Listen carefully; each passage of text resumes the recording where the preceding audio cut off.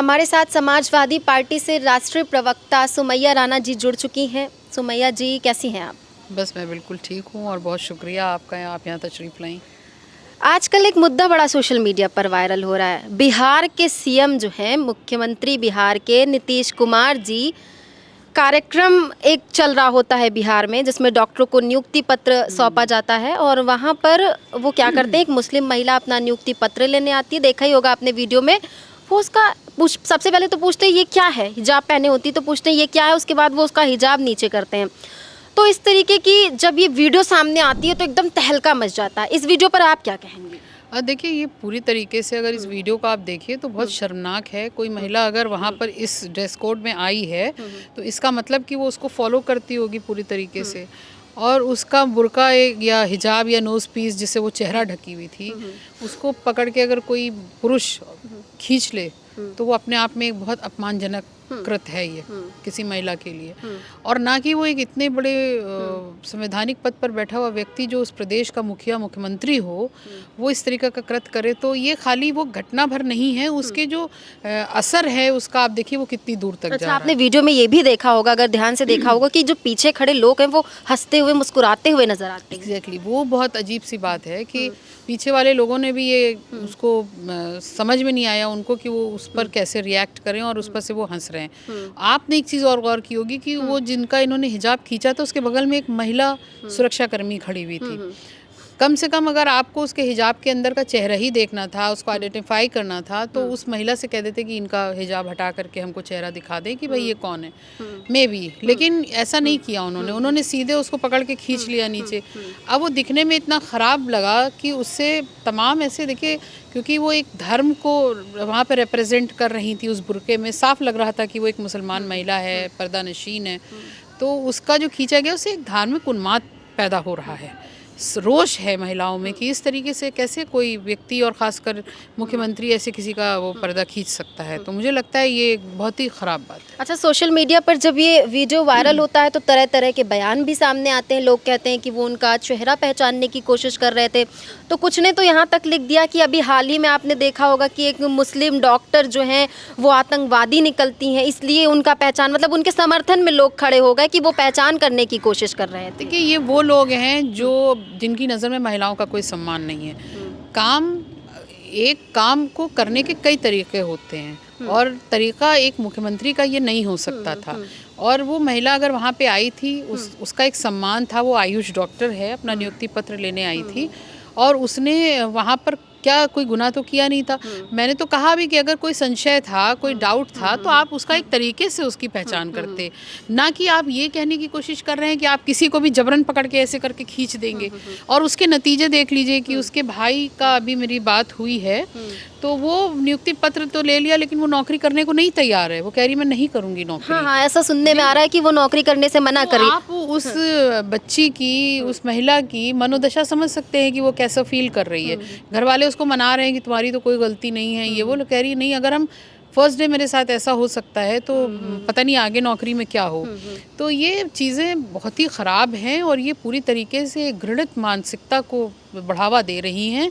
और आप भी सोचिए कि अगर एक प्रदेश का मुख्यमंत्री ये हरकत कर रहा होगा तो उसके कार्यकर्ताओं का मनोबल कहाँ पर होगा इस वक्त। और अक्सर नीतीश कुमार की ऐसी वीडियोस या ऐसी हरकतें सामने आती हैं जिसमें वो कुछ ना कुछ अजीबोगरीब हरकत करते हुए नजर आते हैं।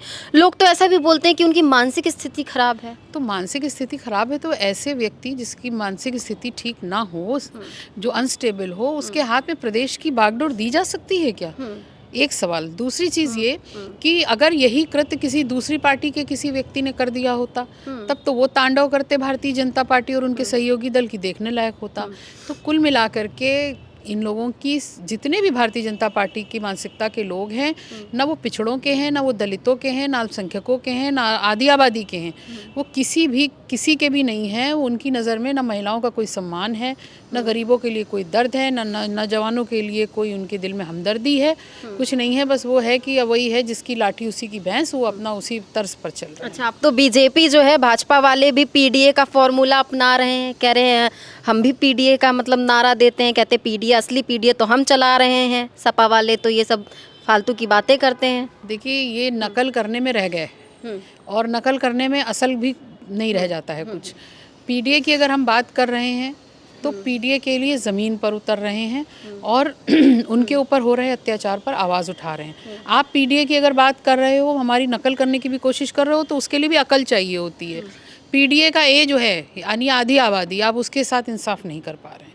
आपने कहा बेटी बचाओ बेटी पढ़ाओ, उसका कोई मतलब नहीं निकलता है। सबने देखा कि कैसे कैसे, बल्कि इन्हीं के नेताओं से बेटियां बच जाएं तो बड़ी बात है। फिर आपने मिशन शक्ति की बात की, अभी मिशन शक्ति का वो प्रोग्राम चल ही रहा है, कुछ ही दिन हुए हैं, 40-45 दिन 90 दिन का शायद वो था ट्रायल। उसमें भी आपने मिशन शक्ति की भी हालत देख ली कि इस तरह मिशन शक्ति होगा। तो कुल मिलाकर के ये इनकी बातें कहने की कुछ और होती हैं और असलियत में कुछ और होता है। पूरी तरीके से महिला विरोधी, दलित विरोधी, अल्पसंख्यक विरोधी, गरीब विरोधी, किसान विरोधी, जवान विरोधी ये पार्टी है। अच्छा, और नीतीश कुमार की ये जब वीडियो वायरल होती है तो इसके बाद संजय निषाद भी सामने आते हैं, कहते हो गया गलती, क्यों पीछे पड़े हैं, सिर्फ हिजाब ही तो खींचा था, कुछ और तो नहीं छुआ था। हाँ बिल्कुल, आप देखिए यही मैं उसी मानसिकता की बात कर रही हूँ। ये एक ही थाली के चट्टे बट्टे हैं। जब गुरु ये करेंगे, जब इतने किसी प्रदेश के मुख्यमंत्री ये करेगा, तो ये दूसरे प्रदेश के छोटे मोटे मंत्री वो इस तरीके की भाषा बोलेंगे ही।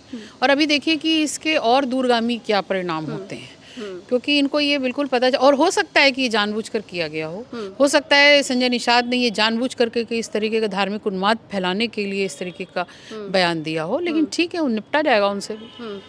सुनने में आया है कि आपने भी लखनऊ के हजरतगंज थाने में तहरीर दी है इस पूरे वाक्य को लेकर। जी बिल्कुल, मैंने तहरीर दी है और इसमें छेड़खानी का मुकदमा मुझे लगता है कि लिखा जाना चाहिए, क्योंकि इस तरीके के कृत्य में यही धाराएं लगती हैं। और अफसोस की बात ये है सबसे बड़ी कि एक प्रदेश के मुख्यमंत्री के ऊपर ये लगेगा और उत्तर प्रदेश के एक मंत्री के ऊपर ये लगेगा।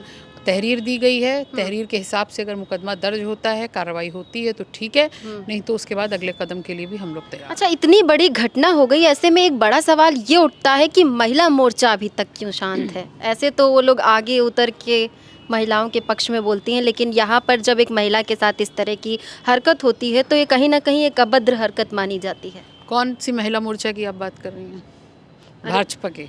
अरे बहुत से, मतलब हर पार्टी की, भाजपा की भी और भी जो होती हैं जो महिलाओं के सम्मान में सड़कों पर निकलती हैं। नहीं देखिए, हमारे वहाँ तो ज़िलों में इस चीज़ के लिए दिया जा रहा है। अभी बरेली में भी हुआ है और आजमगढ़ में भी हुआ है, लखनऊ में भी चल रहा है। हमारी तरफ से मैं अगर कर रही हूँ तो मैं समाजवादी पार्टी से हूँ, जाहिर सी बात है। और बाकी रही भाजपा की बात, तो मैंने तो कहा कि जो इतने बड़े डंके पीट रहे थे, बेटी बचाओ बेटी पढ़ाओ, मिशन शक्ति, सबका साथ सबका विकास, इनका क्या हुआ? इनके महिला मोर्चा वाले क्यों नहीं आगे आते हैं? तो ये एक तरीके से ये घृणा को बढ़ावा दे रहे हैं, धार्मिक उन्माद को बढ़ावा दे रहे हैं और कुल मिलाकर के संविधान और कानून को ये ताक पर रख दिया है इन्होंने।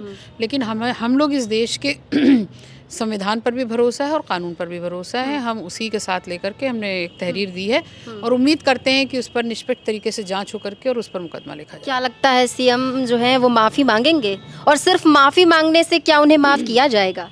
माफ़ी तो मांगनी पड़ेगी उनको, देखिए ठीक है, उनको भी माफ़ी मांगनी पड़ेगी, संजय निषाद को भी माफ़ी मांगनी पड़ेगी। और मैं अभी क्या बोलूँ, अभी मैं देखती हूँ कि क्या चल रहा है और उसके बाद ही ये तय होगा जो भी रूट मैप है कि कैसे आगे क्या करना है। बहुत बहुत शुक्रिया।